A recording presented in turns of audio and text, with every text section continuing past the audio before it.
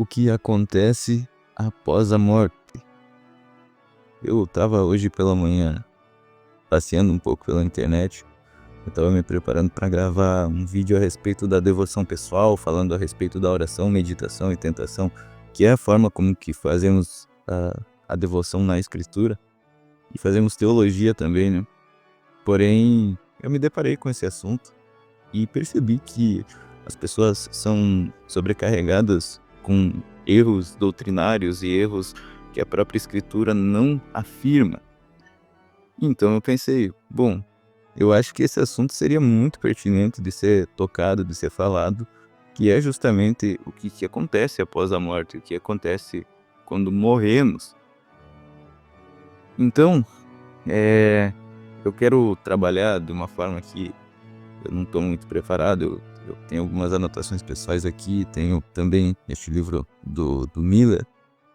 Eu quero falar com vocês de uma maneira um pouquinho mais leve, não tão profunda, mas citando coisas que são importantes de se entender. E eu vou citar alguns textos bíblicos retirados daqui, porém eu não vou colocar eles na tela como eu faço costumeiramente. Eu coloco a tela com o texto bíblico normalmente, mas hoje eu vou colocar eles talvez aqui em cima no canto. Imagino que aqui deva caber a referência, para que vocês busquem em sua casa, em suas bíblias, e olhem nelas mesmas o que a Bíblia ensina a respeito do que eu tô falando, né? Do que eu tô tirando aqui desses estudos. E daí, para vocês atestarem ou discordarem ou qualquer coisa do tipo. Eu quero então aqui tratar com vocês 3 assuntos. Primeiro, a morte temporal, o que acontece quando morremos. Em segundo lugar, o que acontece entre a morte temporal e o juízo final. Alguns acreditam no sono, outros acreditam no sono da alma, né? Outros acreditam no purgatório, e alguns até acreditam que esses espíritos que estão ali nessa espera entre a morte e o juízo podem se comunicar conosco. Isso tem algum embasamento? Se está certo, se está errado? Isso eu quero falar. E também um pouquinho a respeito da segunda vinda de Cristo, porque ela é o ponto que demarca então essa espera, né? Inclusive tem alguns que acreditam, e eu vi isso hoje ali pela manhã, que quando você morre você já vai direto pro destino final que Deus preparou para você, né? Coisa que também não bate com a escritura. Começando aqui então, em primeiro lugar, com a morte temporal. Eu acredito que seja importante a gente pontuar algumas coisas aqui que eu destaquei. A primeira delas é que a escritura ela não fala assim de uma forma linear ou da mesma forma para a morte das pessoas. Quando um crente vem a morrer, nós percebemos uma linguagem muito mais doce da escritura, muito mais leviana, e dessas interpretações, desses derivados de formas como a escritura fala, pode surgir algum tipo de erro doutrinário. Então a primeira delas é essa questão, né? Quando a escritura fala com, com, com respeito à morte dos crentes, daqueles que creram em Cristo, ela fala de uma forma bem mais leve, bem doce, né? E nós podemos constatar isso, por exemplo, em Gênesis 25, versículo 8 e 17, quando lá fala assim, se reuniu com o seu povo, se reuniu ao seu povo. Também nós podemos ver em Lucas capítulo 2, versículo 29, usando as palavras assim, despedir em paz. Outra passagem que talvez seja importante e que cause um desses erros é Mateus 9, 24 e 1 Tessalonicenses 4, 13. Não é apenas essas passagens que aparece essa palavra que é dormir. Dormir é utilizado aqui para se referir à morte dos crentes. Então, aqui nós vemos alguns exemplos de formas com que a escritura fala da morte dos crentes, daqueles que creem. E, como eu disse, normalmente é de uma forma muito mais leve, muito mais delicada, muito mais tranquila. Em contrapartida, quando se refere à morte daqueles que não creram, dos ímpios, dos impiedosos, nós vemos a Escritura falando de uma forma muito mais amarga, demonstrando o horror da morte. Nós temos, por exemplo, Atos capítulo 1, versículo 25, quando fala de Judas, eh, ali fala assim: ir para o seu próprio lugar. Ir para o seu próprio lugar. E em Gênesis 38:7, ser morto pelo Senhor. Então, talvez aqui nós temos uma base para a gente começar a falar, então, desse que é o ponto principal que eu quero abordar aqui hoje, que é o estado intermediário, o estado entre a morte e a segunda vinda de Cristo. E aqui nós começamos falando sobre o que é esse estado intermediário. A Escritura, ela nos fala sobre esse estado intermediário, citando algumas coisas aqui que devemos destacar que, em primeiro lugar, a alma vai sobreviver à morte. A alma não vai ser desfeita na morte, então a a alma vai se separar do corpo e vai para algum lugar onde ela estará consciente. E nós vemos isso, por exemplo, quando Jesus fala em Lucas, capítulo 23, versículo 43, ao malfeitor que estava com ele ali na cruz: hoje estarás comigo no paraíso. Nós temos também Filipenses, capítulo 1, versículo 23, que fala: partir e estar com Cristo, o que é incomparavelmente melhor.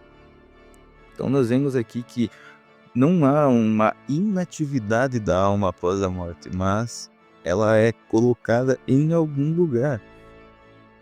E é importante destacar aqui a alma daqueles que creem, a alma dos piedosos. Essas estarão nas mãos de Deus, estarão com Deus, né? Nós vemos isso ali na própria leitura de Lucas 23, um pouquinho mais para frente, versículo 43, né?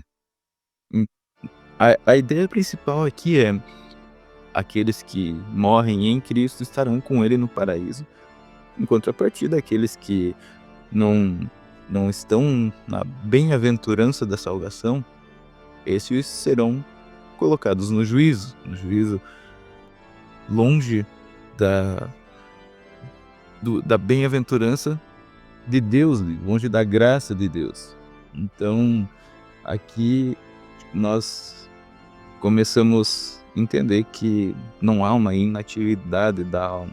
Nós temos ainda passagens como de 1 Coríntios 15:18 ou Salmo, Salmo 6, versículo 5, que falam a respeito de um dormir. O Salmo, por exemplo, fala que os mortos não louvam a Deus, mas isso não é o suficiente para provar que eles estão dormindo ou em algum tipo de inatividade, né? Aqui nós já começamos a ver que esse sono da alma, ele não bate com o que a Escritura diz à luz de outras passagens, né? Nós temos também a ideia do purgatório aqui, que também merece ser citada, e é importante de ser citado aqui. Fala a respeito, então, de uma segunda chance ou de algum tipo de redenção para as almas que não partiram na bem-aventurança do Senhor. Só que isso também não bate de acordo com a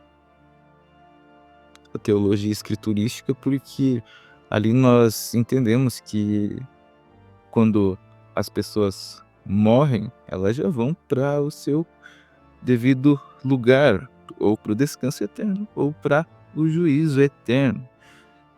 Então, aqui nós descartamos essa ideia de algo que dê uma possibilidade ou uma segunda possibilidade para aqueles que não estiveram em Cristo durante sua vida. A escritura, ela tende a não falar muito a respeito desse estado intermediário, porque ela foca muito na questão da segunda vinda de Cristo. E além disso, também tem a questão do juízo ser feito já na hora da morte temporal, né? Então, aqueles que partem em Cristo estão em Cristo. Aqueles que partem longe dele ou afastados dele estão na condenação. Então, acaba que esse foco está principalmente, o foco da escritura, na segunda vinda de Cristo, que é para onde a escritura muitas vezes aponta e diz: olha, o Senhor voltará, ele retornará. E ali vai ser concedida aquela promessa que nós aguardamos. O dia da esperança de todo cristão será contemplado no dia da ressurreição da carne, no dia em que nós seremos devolvidos aos nossos corpos. Por mais que nossos corpos estarão no pó da terra, eles ainda estarão aguardando. Nós seremos restituídos aos nossos corpos. E seremos colocados na nova criação, no Nova Jerusalém, como a escritura se refere, mas é essa nova criação longe do pecado, longe da maldade. E aqui talvez um ponto importante que mereça ser destacado, quando a escritura fala a respeito dessa ressurreição, algumas pessoas tendem a imaginar, né, o céu ou a eternidade como um lugar onde existem nuvens brancas e cheio de anjinhos tocando trombeta e estaremos ali no meio. Na verdade, nós seremos colocados numa criação igual a que nós temos, só que nova, e sem a corrupção do pecado. Então não temos como imaginar como é isso. Apenas quando estivermos lá vamos descobrir, né? Mas será algo maravilhoso. Por fim, eu peguei aqui alguns ensinamentos que são importantes de se entender e eu coloquei algumas passagens bíblicas que eu consegui reunir aqui a partir do livro que eu li. Também de algumas anotações que eu tenho aqui. Então, eu vou colocar aqui ao final para que vocês possam ver ele, para que vocês possam até consultar essas passagens e tentar entendê-las. Qualquer dúvida, falem aqui nos comentários. Como eu disse, eu tô falando de uma forma bem leve, bem simples. Não tô me aprofundando muito nos detalhes, porque até não tive muito tempo para me preparar aqui. Eu acabei pegando esse assunto aqui no momento, né? Porque eu achei um assunto interessantíssimo, que muitas pessoas acabam não entendendo direito. E eu vou colocar essas informações aqui a respeito de qual ensinamento da escritura, com as suas devidas passagens no lado, e como nós ensinamos. Deus abençoe você aí e até mais.